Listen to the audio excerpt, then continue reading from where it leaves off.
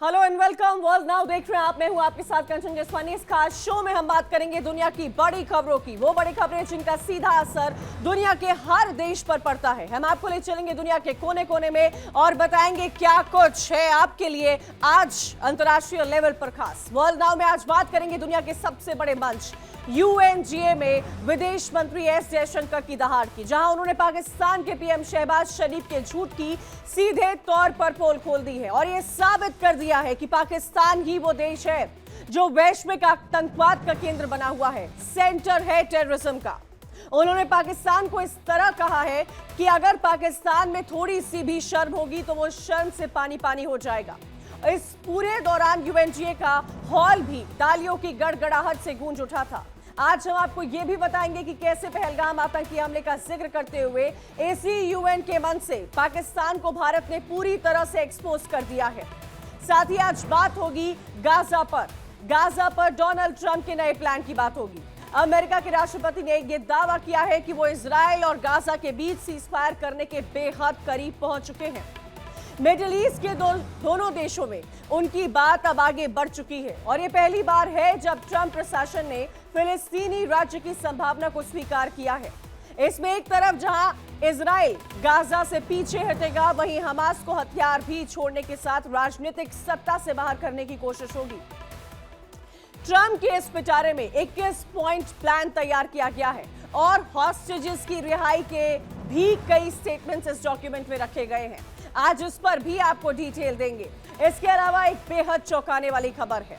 America में गृह युद्ध जैसे हालात बन गए हैं। राष्ट्रपति डोनाल्ड ट्रंप ने हाल ही में बहुत बड़ा ऐलान किया है। उन्होंने पोर्टलैंड और देश भर में इमिग्रेशन सेंटर्स पर सैनिकों की तैनाती को मंजूरी दी है। जो घरेलू मामले हैं उसमें सेना के इस्तेमाल के ट्रंप के फैसले को वहां पर उसका काफी विरोध भी झेलना पड़ रहा है।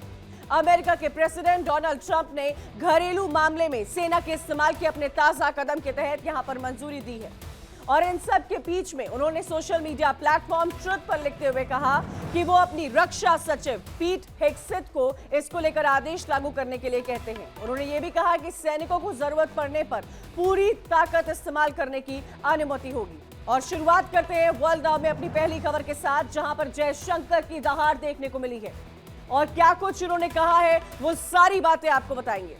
यूएनजीए में भारत की आवाज एक बार फिर से गूंजी है। विदेश मंत्री एस जयशंकर ने ऐसा स्पीच दिया है जिससे पाकिस्तान पूरी तरह से तिलमिला चुका है, लेकिन वेस्टर्न कंट्री को भी करारा संदेश यहां पर दिया गया है। 17 मिनट के स्पीच में जयशंकर ने टेररिज्म, पाखंड और संप्रभुता पर खुलकर अपनी बात रखी है और बिना किसी देश का नाम लिए उन्होंने पाकिस्तान को सीधी चेतावनी दी है।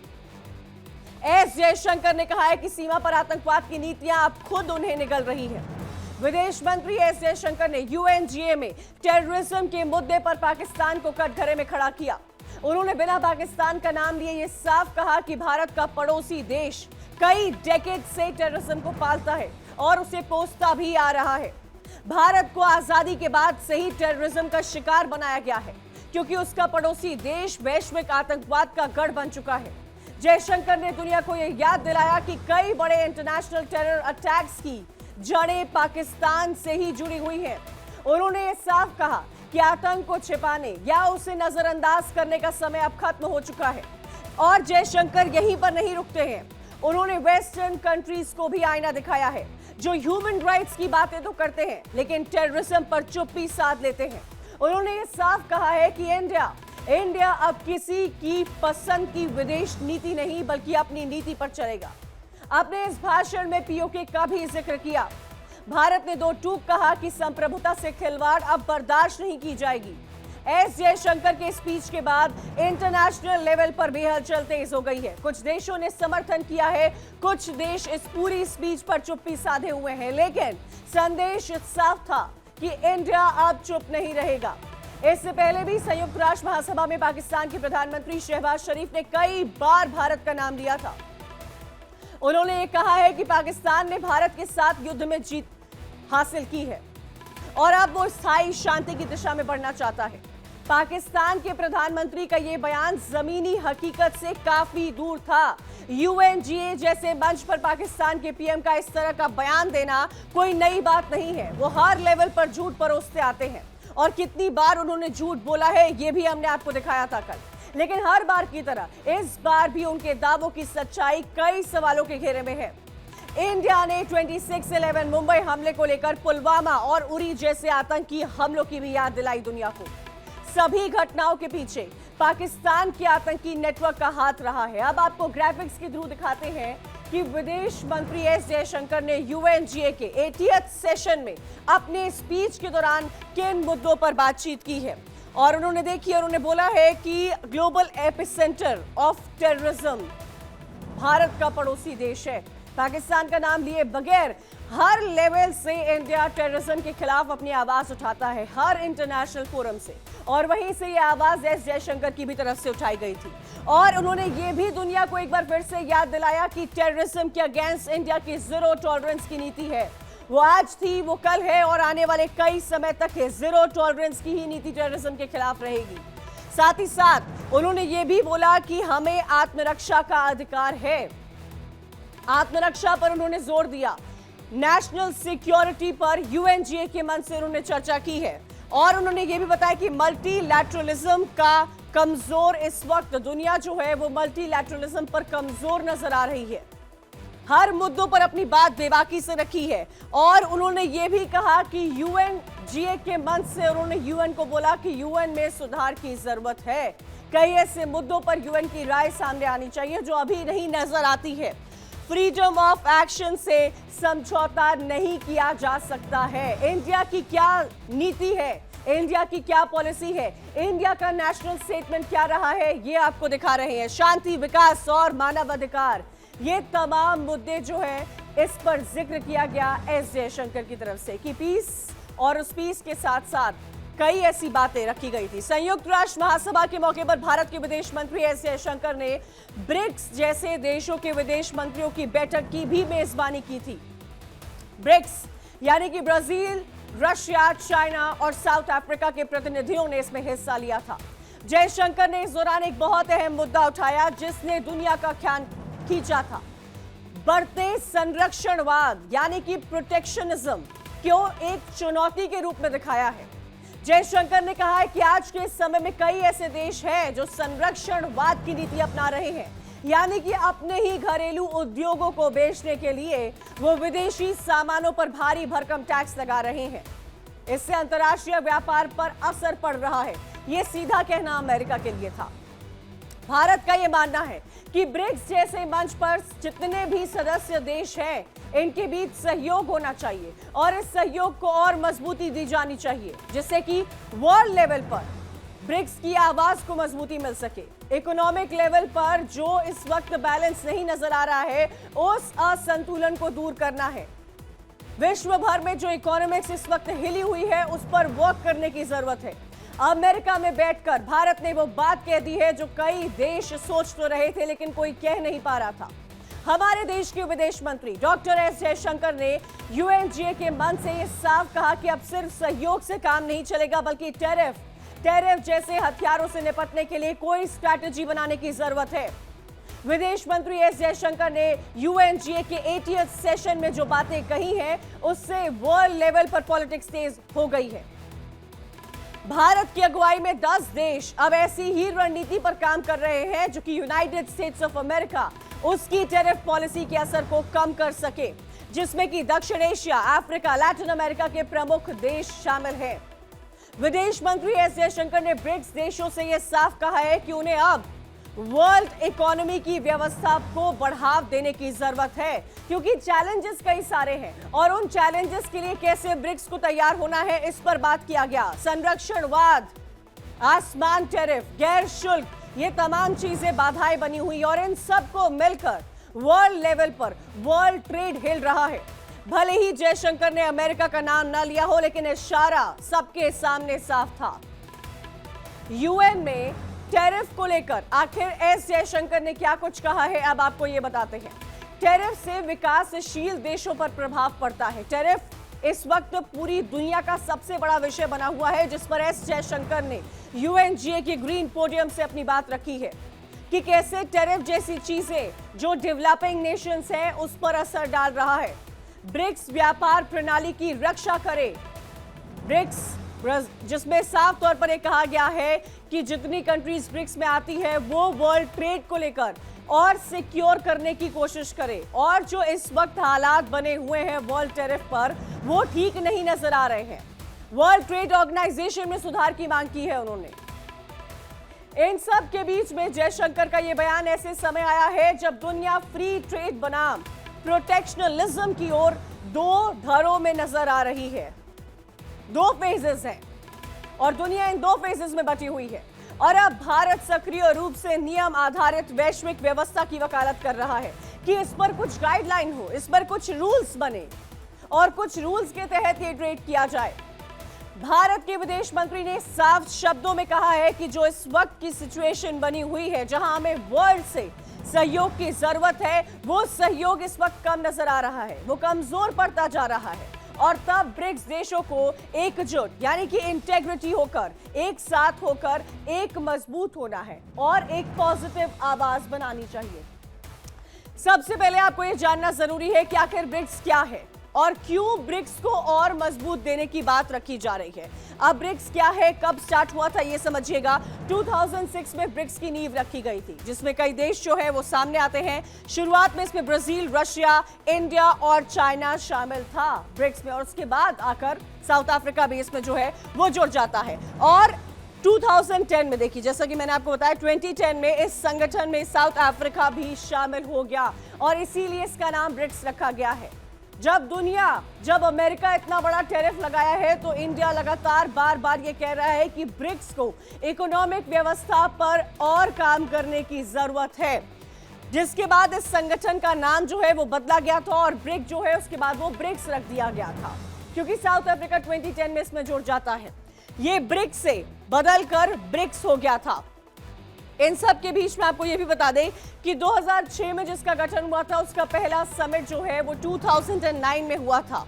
आपको यहां यह भी जानकारी दे दी कि ब्रिक्स का समिट नेक्स्ट ईयर, जिसकी मेजबानी हमारा देश भारत कर रहा है, ब्रिक्स 2026 इंडिया में होगा।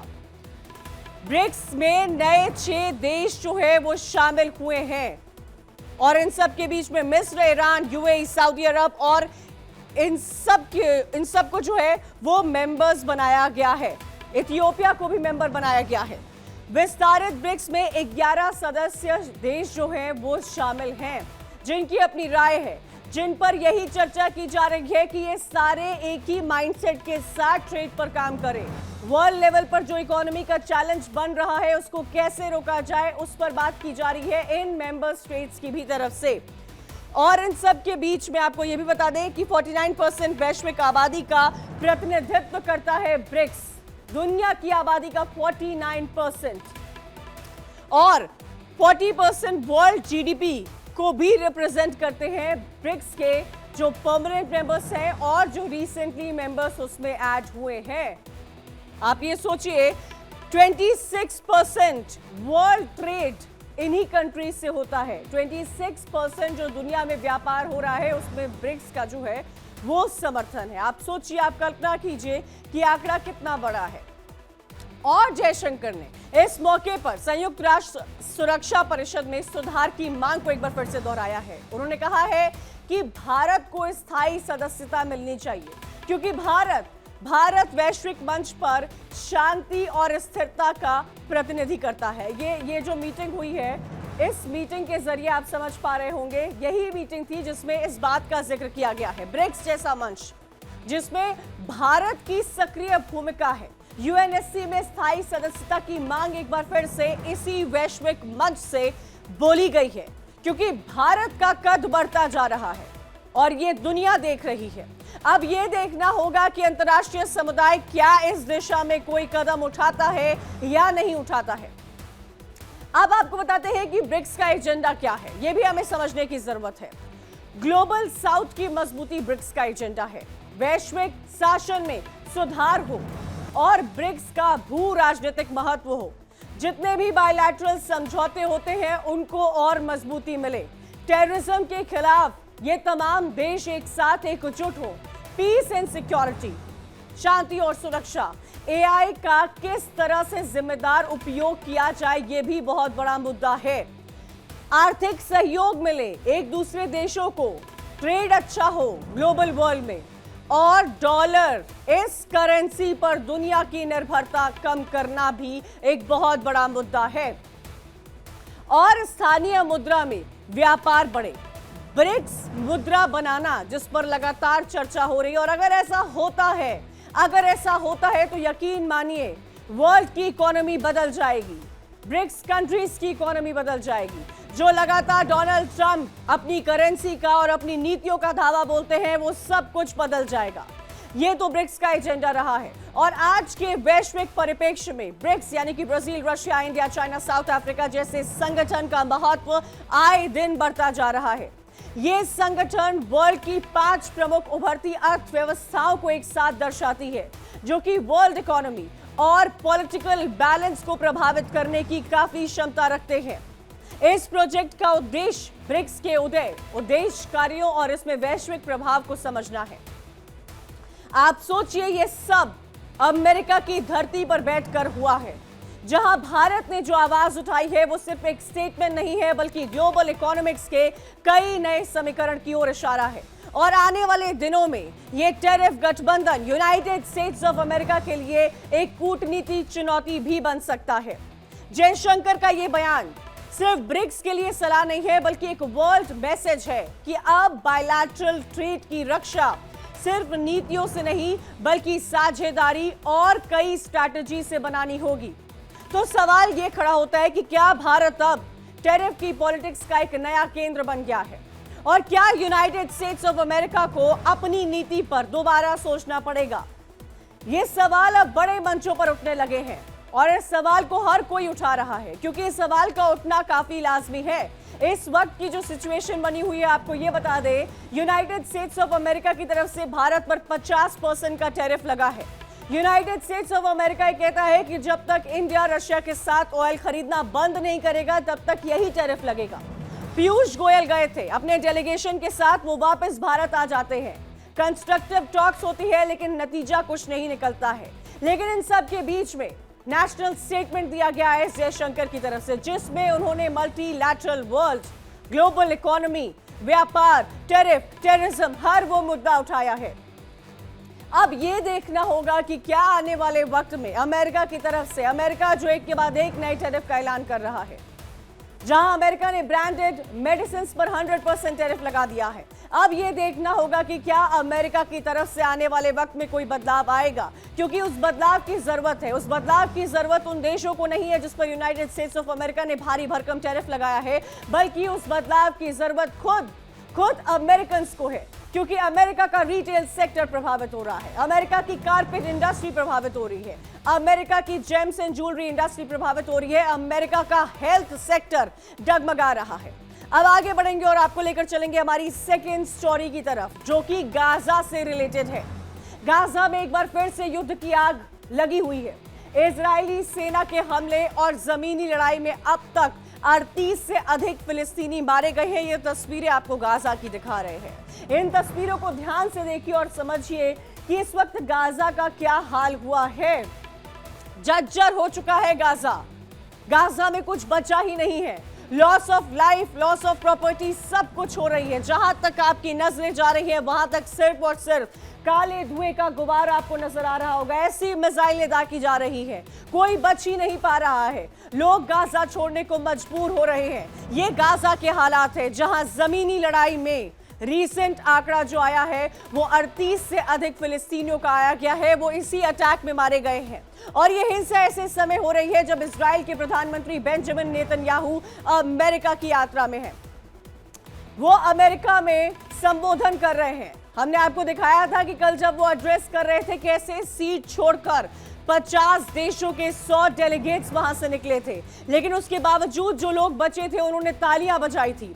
ये आप इजराइल की रिप्रेजेंटेशन की तस्वीर न्यूयॉर्क के यूएनजीए में देख रहे हैं और ये तस्वीर आप गाजा की देख रहे हैं। ये तस्वीर आपको दर्शा रही है कि इस वक्त गाजा के क्या हालात है। ये तस्वीर ये दर्शा रही है जो बात कल बेंजामिन नेतन्याहू ने ग्रीन पोडियम से कही थी कि ये वॉर तब तक चलता रहेगा जब तक हमास का खात्मा नहीं होता है, जब तक इजरायली हॉस्टेजेस को छोड़ा नहीं जाएगा। और उसी युद्ध की तस्वीर आप मेरे राइट पर देख रहे हैं कि क्या हालात गाजा में बने हुए हैं। ये वो गाजा है जिसके खिलाफ कल जब बेंजामिन नेतन्याहू यूएनजीए के ग्रीन पोडियम से एड्रेस कर रहे थे तो 50 मुस्लिम कंट्रीज के 100 डेलीगेट्स उनका स्पीच छोड़कर वहां से निकले थे। खाली कुर्सियों को एड्रेस करना पड़ा था, लेकिन बेंजामिन नेतन्याहू रुकते नहीं है, उनका एड्रेस चलता रहता है। इजराइल के पीएम लगातार ये बोलते रहते हैं कि वो एड्रेस कर रहे हैं हमास ने जो इजरायली हॉस्टेजेस अब भी रखे हैं, जब तक उनको छोड़ा नहीं जाएगा और जब तक हमास सरेंडर नहीं करता रहेगा, ऐसी ही तस्वीर गाजा की चलती रहेगी। यह हिंसा ऐसे समय हो रही है जब इजराइल के प्रधानमंत्री बेंजामिन नेतन्याहू अमेरिका की यात्रा पर हैं। वहां की राजनीतिक और ह्यूमन राइट्स संगठन द्वारा युद्ध विराम की मांग लगातार बढ़ती जा रही है, लेकिन नेतन्याहू ने संयुक्त राष्ट्र के मंच से यह ऐलान कर दिया है कि गाजा में हमास को खत्म करके ही उनका जो अभियान है वो रुकेगा। इजराइल का मिशन ऑल आउट शुरू हो चुका है। तो गाजा में बहुत बड़ा इजरायली हमला हो रहा है। हम और आप यहां पर बात कर रहे हैं और उधर गाजा पर अटैक किया जा रहा है। आए दिन अटैक किया जा रहा है, आए दिन मरने वालों का आंकड़ा बढ़ता जा रहा है। नेतन्याहू के यूएन में भाषण के बाद भी वहां पर बम बरसाए गए हैं। कम से कम अब जो आंकड़ा आए हैं उसमें 38 लोगों की मौत हो चुकी है। न्यूयॉर्क में संयुक्त राष्ट्र महासभा का मंच जो है वो सजा हुआ है, लेकिन इन सब के बीच में इजरायली प्रधानमंत्री बेंजामिन नेतन्याहू भाषण की जब शुरुआत करते हैं तो 50 देशों के 100 डेलीगेट्स विरोध जताते हैं और वो विरोध जताते हुए हॉल से बाहर निकल जाते हैं। नेतन्याहू ने सभा को संबोधित तो किया और दो टूक कहा कि इजराइल अब पीछे नहीं हटेगा, उनका देश हमास के खिलाफ जंग खत्म करके रहेगा। और इन बयानों के कुछ ही घंटों बाद ही गाजा में एक बार फिर से बमबारी तेज हो जाती है। सेंट्रल और नॉर्दर्न गाजा में हवाई हमले किए जाते हैं, लोग मारे जाते हैं और उन सब के बीच में जहां शिविर बनाए गए हैं उस रिलीफ कैंप में ही एक ही परिवार के 9 लोगों की मौत हो जाती है। आप कल्पना कीजिए, पूरा का पूरा परिवार खत्म हो जाता है। उन बॉडीज को अल अवदा अस्पताल लाया जाता है। गाजा सिटी के तुफा इलाके में इजरायली हमले में एक घर ध्वस्त हो जाता है और ऐसी कई खबरें हैं जो सामने आ रही है, क्योंकि गाजा बचा नहीं है। गाजा में सब कुछ तबाह हो रहा है, लोग मर रहे हैं, प्रॉपर्टियां जल रही है। जहां तक आपकी नजरें जा रही हैं वहां पर सिर्फ और सिर्फ अटैक ही नजर आ रहे हैं। जो भी गाजा को मदद पहुंचाई जा रही है इंटरनेशनल लेवल से, वो मदद उन तक पहुंच ही नहीं पा रही है। इजराइल और हमास के बीच में संघर्ष लगातार जारी है और लाखों फिलिस्तीन की जिंदगी को तबाह किया जा रहा है। लगातार बॉम्बिंग हो रही है, फूड क्राइसिस है, जीवन की सुरक्षा एक बहुत बड़ी चुनौती बनी हुई है। लोग अपने घर को छोड़ने के लिए गाजा में मजबूर हैं और हाल ही में एक रिपोर्ट आई है जिसके अकॉर्डिंग 3 लाख से अधिक फिलिस्तीन ने गाजा पट्टी को छोड़ दिया है। फिलिस्तीन में वैसे ही पॉपुलेशन बहुत कम है और उस पॉपुलेशन में अगर 3 लाख से अधिक लोग छोड़ चुके हैं तो वहां के हालात क्या होंगे हम कल्पना भी नहीं कर सकते हैं। ये एक गंभीर मानवीय संकट का संकेत है। इस युद्ध को समाप्त करने के लिए अंतर्राष्ट्रीय स्तर पर शांति का प्रयास लगातार जारी है। अमेरिका ने इस गाजा के संकट को खत्म करने के लिए एक नया ब्लूप्रिंट पेश किया है और वो जो डॉक्यूमेंट है वो 21 पॉइंट्स का डॉक्यूमेंट है जिसमें शांति की योजना बनाई गई है और इस युद्ध को कैसे रोका जाए, इसका समाधान क्या हो, इस दिशा में एक इंपॉर्टेंट पहल मानी जा रही है। इन सब के बीच अब आपको बताते हैं कि वो 21 पॉइंटर्स क्या है। गाजा की जंग को रोकने के लिए अमेरिका ने कौन से वो 21 पॉइंट्स है जिसका प्रपोजल रखा है।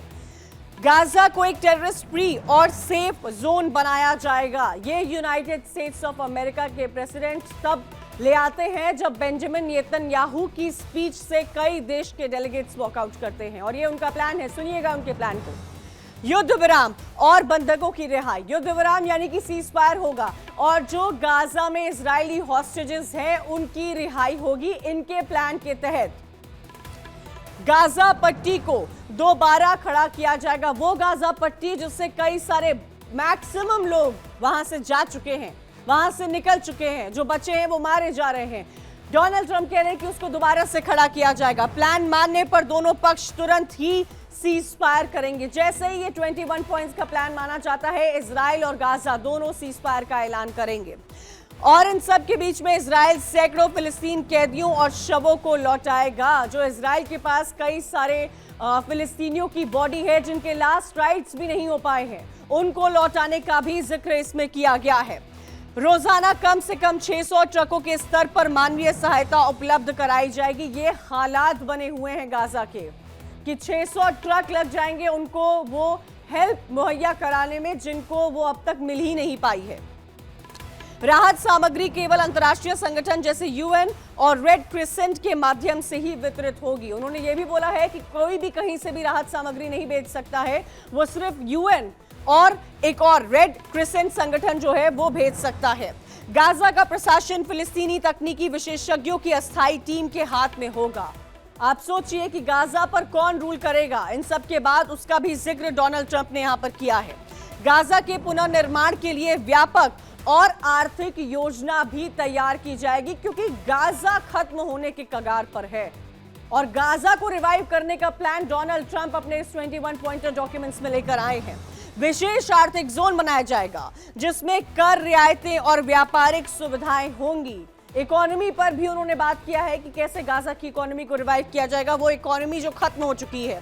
गाजा के निवासी मजबूर होकर नहीं जाएंगे और उनका वापसी का अधिकार उनके पास हमेशा रहेगा क्योंकि आज गाजा मजबूर होकर लोग छोड़ रहे हैं। डोनाल्ड ट्रंप कह रहे हैं इनके इस प्लान के तहत वो वापस आ सकेंगे, उनको वो अधिकार दिया जाएगा। हमास को गाजा की सरकार से बाहर रखा जाएगा और सभी सैन्य ढांचे नष्ट किए जाएंगे। हमास एक अलग ग्रुप है जो इस वक्त गाजा पर कंट्रोल रखता है, जिसके पास इजराइल के हॉस्टेजेस हैं, जो गिव अप नहीं कर रहा है, जिस वजह से इजराइल लगातार गाजा पर अटैक करता जा रहा है, जिस पर डोनाल्ड ट्रंप ने कहा कि हमास को गाजा से अलग रखा जाएगा। ये प्रपोजल है, कई अहम बातें रखी गई हैं इस प्रपोजल में। क्षेत्रीय देश सुरक्षा की गारंटी देंगे और समझौते का पालन भी सुनिश्चित कराया जाएगा।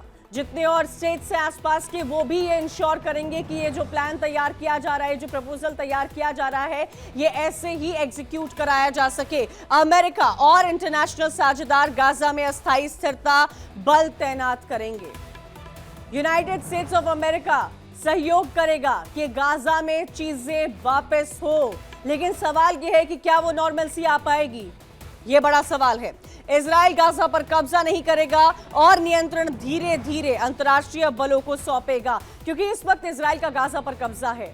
तो इस प्लान के तहत ये प्रपोज किया गया है कि इजराइल गाजा पर कब्जा नहीं करेगा और जो किया हुआ है उसको धीरे धीरे वापस छोड़ता जाएगा, उस टेरिटरी को भी छोड़ता जाएगा। अगर हमास प्रस्ताव ठुकराएगा तो आतंक मुक्त क्षेत्रों में ये योजना लागू होगी। अगर हमास इस प्रपोजल को नहीं मानता है तो बाकी जगह इस प्रपोजल को रखा जाएगा, ये कहना है डोनाल्ड ट्रंप के इस 21 डील प्रपोजल में। तो ये तमाम बातें आपने देखी है। साथ ही साथ इजराइल कतर पर हमले से बचेगा और दोहा की मध्यस्थता भूमिका को मान्यता मिलेगी। जो कतर पर रिसेंटली इजराइल की तरफ से अटैक किया गया है, उस पर भी डोनाल्ड ट्रंप ने अपना स्टेटमेंट दिया है और उन्होंने कहा है कि इजराइल मिडिल ईस्ट में जो अटैक्स करता आता है उस पर इजराइल को रोकथाम करने की जरूरत है और दोहा के भी इंटरवेंशन की जरूरत है। काउंटर टेररिज्म और संवाद कार्यक्रम चलाए जाएंगे, टेररिज्म को कैसे काउंटर किया जाए और कम्युनिकेशन हो, हर लेवल पर कम्युनिकेशन हो, इस तरह के कई प्रोग्राम्स वहां पर चलाए जाएंगे। गाजा के रिकंस्ट्रक्शन और सुधार के बाद फिलिस्तीनी राज्य के निर्माण का रास्ता खुलेगा क्योंकि गाजा खत्म हो चुका है, गाजा जल चुका है। गाजा को दोबारा रिवाइव करने की बात यहां पर इस प्रपोजल के तहत की जा रही है। अमेरिका, इजराइल और फिलिस्तीन के बीच लॉन्ग टर्म पॉलिटिक्स डायलॉग को प्रोत्साहित करेगा। ये यूनाइटेड स्टेट्स ऑफ अमेरिका का कहना है कि आने वाले वक्त में इजराइल और फिलिस्तीन के बीच में डायलॉग कराने की जिम्मेदारी यूनाइटेड स्टेट्स ऑफ अमेरिका की होगी।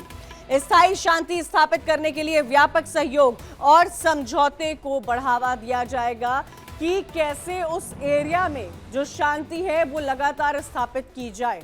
तो ये तमाम वो पॉइंट्स हैं जो आपने देखे। ये डॉक्यूमेंट यूएनजीए के तहत अमेरिका ने कुछ अरब और मुस्लिम देशों के साथ शेयर किया है। इस डॉक्यूमेंट में फिलिस्तीनियों को गाजा में ही बने रहने के लिए प्रोत्साहित करने का प्रस्ताव पेश किया गया है। इस डॉक्यूमेंट में भविष्य के फिलिस्तीनी राज्य का विचार भी शामिल है और ये विचार ये विचार डोनाल्ड ट्रंप एडमिनिस्ट्रेशन की पुरानी नीति से अलग माना जा रहा है, जिसे कभी भी टू स्टेट सॉल्यूशन का समर्थन नहीं किया है। डोनाल्ड ट्रंप ने कभी नहीं किया है। ये जो यूएनजीए की बैठक चल रही है, इसमें कई देशों ने किया। इस यूएनजीए की बैठक से पहले भी कई देश सामने आए थे जिन्होंने बोला था टू स्टेट सॉल्यूशन होना चाहिए। ये डॉक्यूमेंट ये संकेत देता है कि अमेरिका गाजा के भविष्य और व्यापक फिलिस्तीनी इजरायली शांति प्रक्रिया पर अपनी कठोर नीति में एक बहुत बड़ा बदलाव कर रहा है। गाजा वासियों के परमानेंट रिहैबिलिटेशन की पिछली धमकी को पलटते हुए अब उनके गाजा में ही बने रहने को प्रोत्साहित करने की बात है, जो एक बार फिर से बहुत बड़ी मानवीय और राजनीतिक राहत हो सकती है। अगर ऐसा होता है तो ये क्षेत्र में शांति स्थापित करने के लिए एक बहुत बड़ी नई राजनयिक पहल का संकेत देता है। ये प्रस्ताव गाजा में युद्ध खत्म करने का बहुत बड़ा रोड मैप है और पहली बार डोनाल्ड ट्रंप प्रशासन ने फिलिस्तीनी राज्य की संभावना को स्वीकार किया है। आज से पहले डोनाल्ड ट्रंप ने कभी नहीं किया था। डोनाल्ड ट्रंप हमेशा इजराइल के साथ खड़े थे। इसमें एक तरफ जहां इजराइल गाजा से पीछे हटेगा और हमास को हथियार छोड़ने के साथ साथ राजनीतिक सत्ता से बाहर करने की कोशिश होगी। आपको यह भी बता दें कि 9 सितंबर को इजराइल ने कतर की राजधानी दोहा में हमास के आतंकी नेता पर हवाई हमला किया था और इस हमले में हमास का एक नेता बच गया था, लेकिन उसके बेटे समेत कई लोग मारे गए थे। कतर अब तक अमेरिका की सिक्योरिटी मामले में खुद को सुरक्षित मानता था, लेकिन इस हमले में उसका जो भ्रम था वो भी तोड़ दिया गया है। अब आपको यह भी बता दें कि सबसे पहले आप ये समझिएगा कि इजराइल हमास कॉन्फ्लिक्ट आखिर क्या है, क्यों इतने लंबे समय से ये जो कॉन्फ्लिक्ट है वो चल रहा है। ग्राफिक्स आपको दिखाते हैं जिसमें आप इस कॉन्फ्लिक्ट को समझेंगे। 2006 हमास ने गाजा पट्टी की सत्ता संभाली थी। 2006 का वो वक्त था। हमास एक ग्रुप है जो गाजा पट्टी, जो गाजा की स्ट्रिप बनी हुई है, उस पर सत्ता संभालता है। 2006 में यह संभालता है और 2008-9 में इजराइल और गाजा में युद्ध होता है, जिसको ऑपरेशन कासरीड कहा जाता है। और उसके बाद 2014 में गाजा का युद्ध होता है और ये जो युद्ध है वो 50 दिन तक चलता रहता है। और 2023 में, मतलब 9 साल बाद, हमास का बड़ा हमला होता है और जिस हमले के तहत इजराइल जो है वो जवाबी कार्रवाई करता है और वो निरंतर संघर्ष आज तक जारी है। हजारों लोगों की मौत दोनों तरफ हो चुकी है। अमेरिका के प्रेसिडेंट डोनाल्ड ट्रंप ने गाजा में युद्ध समाप्त करने के लिए 21 पॉइंट्स का प्रपोजल रखा है। हालांकि यह प्रपोजल इजराइल को परेशानी में तो डाल सकता है, क्योंकि इसमें फिलिस्तीनियों को गाजा पट्टी में बने रहने की बात कही गई है। इसी के साथ ये भविष्य में फिलिस्तीन देश बनाने का भी रास्ता खोलता है। इजरायली प्रधानमंत्री नेतन्याहू फिलिस्तीन को उनके देश के अस्तित्व के लिए खतरा बता रहे हैं और बार-बार बता रहे हैं। इजराइल ने हाल ही में गाजा सिटी पर कब्जा के लिए एक अभियान शुरू किया है और इजरायली सेना शहर में काफी अंदर तक जा चुकी है। इजराइल ने इसे हमास का आखिरी गढ़ बताया है, जहां पर इस वक्त भी इजराइल की सेना मौजूद है। लगभग 2 साल से गाजा में युद्ध जारी है, जिसके चलते अब तक 65,000 से ज्यादा फिलिस्तीनी मारे गए हैं। इन सब के बीच में इजरायली अभियान के खिलाफ दुनिया भर में आवाज उठने लगी है। हाल ही में ब्रिटेन, कनाडा और फ्रांस समेत कई देशों ने फिलिस्तीन को मान्यता देने की घोषणा की है, जो इजराइल के लिए एक झटका बताया जा रहा है। इन सब के बीच में आपको यह भी समझने की जरूरत है कि कल जब बेंजामिन नेतन्याहू स्पीच दे रहे थे तो कुर्सियां खाली थी और वो खाली कुर्सियों के बाद अमेरिका की तरफ से ये जो प्रपोजल है वो रखा गया है। अब वर्ल्ड नाउ में हम बढ़ेंगे अपनी अगली स्टोरी के टुवर्ड्स, जिसमें यह सवाल है हमारा कि क्या अमेरिका में एक बार फिर से सिविल वॉर शुरू हो चुका है। डोनाल्ड ट्रंप ने हाल ही में बहुत बड़ा ऐलान किया है। ट्रंप ने पोर्टलैंड और देश भर के इमिग्रेशन सेंटर्स पर सैनिकों की तैनाती को मंजूरी दी है। अमेरिकी राष्ट्रपति डोनाल्ड ट्रंप एक बार फिर से अपने बयानों और फैसलों को लेकर विवाद में आ गए हैं और इस बार उनके निशाने पर है ऑरेगन का पोर्टलैंड शहर, जहां महीनों से विरोध प्रदर्शन चल रहा है, जिसे अब ट्रंप घरेलू आतंकवाद कह रहे हैं। उन्होंने सोशल मीडिया पर यह साफ कह दिया है कि अगर जरूरत पड़ी तो वहां पर भी सेना भेजी जाएगी और उसमें वो पीछे नहीं हटेंगे। ट्रंप ने रक्षा विभाग को निर्देश देने की बात कही है, ताकि उनके शब्दों में अगर ये कहा जाए तो उन्होंने बोला है कि युद्धग्रस्त पोर्टलैंड की रक्षा दी जा सके। और इसी बयान के बाद अब ये सवाल उठ रहे हैं कि क्या अमेरिका के भीतर विरोध प्रदर्शन से निपटने के लिए सेना का इस्तेमाल किया जाएगा? क्या ये लोकतांत्रिक मूल्यों के खिलाफ है? और क्या इससे हालात शांत होंगे या और ज्यादा बिगड़ेंगे? पोर्टलैंड, ऑरेगन अमेरिका में लंबे समय से खासकर नस्लीय अन्याय और पुलिस बर्बरता के खिलाफ प्रदर्शन का एक इतिहास रहा है। पोर्टलैंड की बात की जाए तो यह शहर वामपंथी और अराजकवादी आंदोलन का केंद्र रहा है। आइए पहले आपको बताते हैं कि पोर्टलैंड में आखिर क्या चल रहा है, क्यों पोर्टलैंड जो है वो सुर्खियां बटोर रहा है। 2020 में जो है वो विरोध प्रदर्शन हुआ था अमेरिका में। जॉर्ज फ्लॉयड की पुलिस हिरासत में मौत हो गई थी। ये 2020 का वक्त था जब जॉर्ज की मौत पुलिस की कस्टडी में हो गई थी। और उसके बाद अमेरिका में एक बार फिर से जन्म हुआ था ब्लैक लाइफ मैटर आंदोलन का। हालांकि ब्लैक लाइफ मैटर अमेरिका में बहुत कॉमन आंदोलन है, लेकिन एक बार फिर से इतने समय बाद इस पर जो विवाद है वो छिड़ा था। ब्लैक लाइफ मैटर ये प्रदर्शन कई महीनों तक चला था, जिसमें शहर की संघीय इमारतें भी थी और इन संघीय इमारतों के आसपास, जैसे कि संघीय कोर्ट हाउस, जैसे कि फेडरल कोर्ट हाउस कहा जाता है, इसके पास बड़े और कभी-कभी हिंसक जमावड़े शामिल होते थे। इन प्रदर्शनकारियों ने आईसी के लंबे समय तक चलने वाले लोगों को हिरासत में रखने के विरोध में आवाज उठाई थी कि इतने लंबे समय तक आप कैसे हिरासत में रख सकते हैं। जब इनको रखा जाता था तो इसके खिलाफ आवाज उठाई जाती थी। इस विरोध प्रदर्शन को गिलोटिन मॉडल कहा जाता था। प्रदर्शनकारी आईसी की सुविधा को निशाना बना रहे थे और इन सब के बीच में आपको यह भी बता दें कि यह स्थिति 2020 के बड़े विरोधों से जुड़ी हुई है। 2020 में बड़ा आंदोलन हुआ था। राष्ट्रपति डोनाल्ड लॉ एंड ऑर्डर की स्थिति को सुधारने के लिए अमेरिका की राजधानी वॉशिंगटन डीसी में नेशनल गार्ड के सैनिकों को तैनात कर रहे हैं। अपने ट्रुथ प्लेटफॉर्म पर वो लिखते हैं कि वो अपने रक्षा सचिव पीट हेग्सेट को इसको लेकर आदेश लागू करने के लिए कहेंगे। उन्होंने ये भी कहा है कि अगर जरूरत पड़ेगी तो सैनिकों की पूरी ताकत का पोर्टलैंड में इस्तेमाल किया जाएगा। सोशल मीडिया पर यह घोषणा की गई है, जिस पर ट्रंप ने रक्षा विभाग को निर्देश दिया है कि वो युद्ध से तबाह पोर्टलैंड की सुरक्षा के लिए सभी जरूरी सैनिक उपलब्ध कराएं। ट्रंप ने यह भी कहा है कि ये डिसीजन अमेरिका के आवरण और सीमा शुल्क प्रवर्तन यानी कि immigration and US custom enforcement सुविधाओं की सुरक्षा के लिए बेहद जरूरी है, जो उनके अनुसार एंटिफा और अन्य घरेलू आतंकवादियों के हमले की चपेट में है।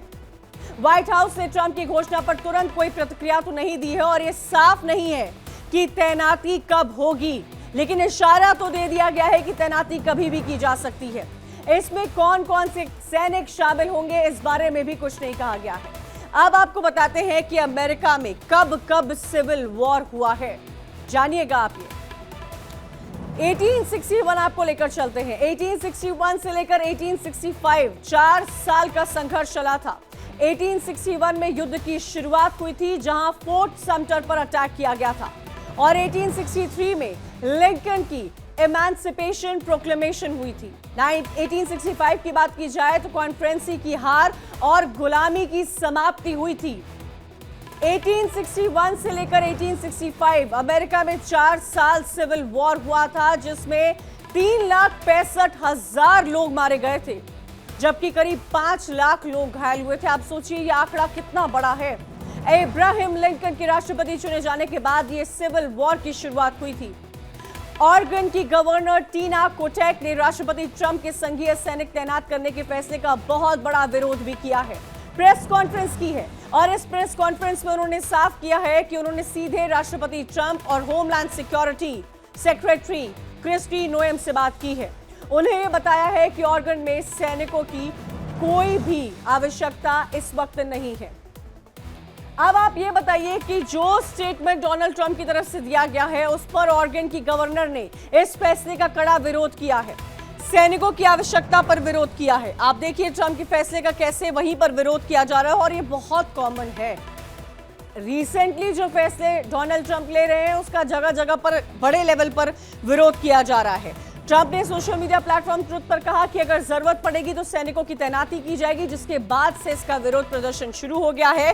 ट्रंप को सेना तैनात करने का अधिकार ही नहीं है। गवर्नर का यह कहना है कि उनको कोई राइट ही नहीं है कि पोर्टलैंड में वो सेना को तैनात कर सकते हैं। मेयर का समर्थन, किसी भी हस्तक्षेप की जरूरत इस वक्त नहीं है, सिचुएशन नॉर्मल है, उनका यह कहना है। गवर्नर ने लोगों से शांति बनाए रखने की अपील इस वक्त की है, लेकिन डोनाल्ड ट्रंप का यह कहना है कि अगर सिचुएशन बदलेगी और अगर सिचुएशन ऐसी नहीं होगी तो वहां पर सैनिकों को कभी भी किसी भी वक्त भेज दिया जाएगा। उन्होंने इस कदम को उठाने के लिए सार्वजनिक सुरक्षा आपातकाल यानी कि पब्लिक सेफ्टी इमरजेंसी की घोषणा की है और यह दावा किया गया है कि राजधानी में अपराध और अराजकता जो है वो बढ़ गए हैं। उन्होंने वॉशिंगटन डीसी को अपराधियों को और अनियंत्रित हिंसा का नरक भी बताया है। अमेरिका के राष्ट्रपति डोनाल्ड ट्रंप ने लॉस एंजलिस में हाल ही में जो दंगे बढ़े थे, उसके बाद अब पोर्टलैंड में भी संघीय सैनिकों की तैनाती का आदेश दिया है। ये कदम स्थानीय प्रशासन की आपराधिक घटनाएं और जो वहां पर लोग प्रोटेस्ट कर रहे हैं, जो वायलेंट होते जा रहे हैं, उनको रोकने के लिए उठाया गया है। और इन सब में अब देखने और समझने की जरूरत है कि क्या डोनाल्ड ट्रंप वाकई में पोर्टलैंड पर अपने सैनिकों को भेजेंगे। हालांकि ये किसी को नहीं पता है कि कब भेजा जाएगा, लेकिन इस वक्त यूनाइटेड स्टेट्स ऑफ अमेरिका में हालात सिविल वॉर जैसे ही नजर आ रहे हैं। वो यूनाइटेड स्टेट्स ऑफ अमेरिका जो नीतियां तो कई सारी बनाता है, लेकिन इस वक्त उसके खुद के देश पर कई सारे आरोप लग रहे हैं। आरोप ये लग रहे हैं कि क्या डोनाल्ड ट्रंप जितने भी इमिग्रेशन को लेकर कई से कड़े कानून ला रहे हैं, क्या गवर्नेंस उनका सपोर्ट कर रही है, क्या स्टेट्स के मेयर उनका सपोर्ट कर रहे हैं, क्या लॉ एंड ऑर्डर की सिचुएशन वो यूनाइटेड स्टेट्स ऑफ अमेरिका में नजर आ रही है। इसी के साथ आज मेरे साथ वर्ल्ड नाउ में इतना ही। कल फिर होगी आपसे मुलाकात कई अहम अंतर्राष्ट्रीय खबरों के साथ।